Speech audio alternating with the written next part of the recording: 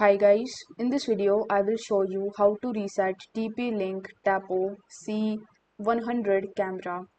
So in order to reset it, we first need to find out the reset button. So you just have to simply select the type of the camera that you have. If you have the security camera, while the camera is powered on, you just have to simply press and hold the reset button, which you will be able to find in the right hand side of that camera. Then wait for 5 seconds until the LED blinks red.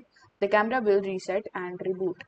If you have the pan as the tilt type of the security camera, then you just have to simply get it by uh, tapping on the reset button. After that, you just have to wait for 5 seconds until the LED blinks red and the camera will be reset and reboot. If you have this type of camera, then you first need to simply loosen this panel with the help of the screwdriver.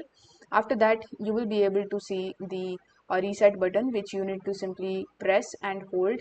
Once you are done, you just have to simply wait until the LED light blinks and you are done. In the method 2, you can even remove the camera via the Tapo application. So on the home page, you just have to simply long tap on your camera model card, then tap on the minus icon on the card. The camera will be removed from your TP-Link account and reset to your default settings. You can also view that in this screenshot. You also have the second option in which you need to go to the camera settings. Also on the home page, you need to tap on your camera model card. Then on the live view page, tap on the gear icon to enter the camera setting page. Then you just have to simply remove the camera at the bottom to remove the camera from your TP-Link account, and this camera will be removed from your account and reset to the default settings. So I hope this video was helpful, and if it was, then don't forget to like the video and subscribe to the channel.